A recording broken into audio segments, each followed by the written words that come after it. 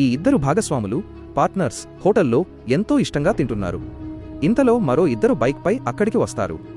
వారిలో ఒకరు, నన్ను అక్కడ వదిలేసి మీరిద్దరూ ఇక్కడ తినడానికి వచ్చారా అని అడుగుతాడు. అదే సమయంలో వెనుక కూర్చున్న అబ్బాయి ఒక పైపు ద్వారా వీరు తినే మటన్లో నీళ్లు పోస్తాడు. అప్పుడు తింటున్న వ్యక్తి, భయ్యా నేను నా సొంత డబ్బులతో తింటున్నాను అంటాడు. కాని అంతలోనే మటన్లో నీళ్లు చూడగానే, ఏం చేశావురా కమీనే, దుర్మార్గుడా అని అడుగుతాడు.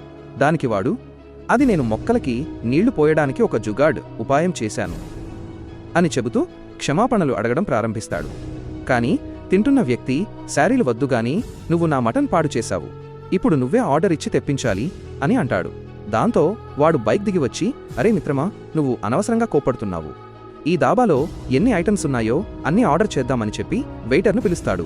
వెయిటర్తో, మీ హోటల్లో ఏమేం వంటకాలున్నాయో అన్నింటిలోనూ ఒక్కొక్కటి తీసుకురా, అలాగే ఈ మటన్లో నీళ్లు పడ్డాయి కదా, దీన్ని మళ్లీ ఫ్రై చేసి తీసుకురా అని చెబుతాడు. వెయిటర్ అది తీసుకుని వెళ్తాడు. ఆ తర్వాత మిగిలిన ఇద్దరు కూడా అక్కడ కూర్చుంటారు. అప్పుడు ఒక అంకుల్, పోయినసారి నువ్వు మా అందరికీ హోటల్లో తినిపించి బిల్లు కట్టకుండానే పారిపోయావు అని గుర్తు చేస్తాడు. దానికి వాడు, తప్పు అయిపోయింది, ఈసారి అలా జరగదు, నమ్మకం లేకపోతే ఇదిగో ఈ 10,000 రూపాయలు నీ దగ్గరే ఉంచుకో అని ఇస్తాడు. అప్పుడు అంకుల్, ఇప్పుడు నమ్మకం కుదిరింది అంటాడు. తర్వాత అందరూ కడుపు నిండా తింటారు. కాని బిల్లు కట్టడానికి ముందే వాడు మళ్లీ బైక్ ఎక్కి పారిపోతాడు. ఆ తర్వాత ఏం జరిగిందో చూసే ముందు, ఆగునైనా, నన్ను చూసి విస్మరించకు, లేకపోతే నీకు చెడు సమయం వస్తుంది.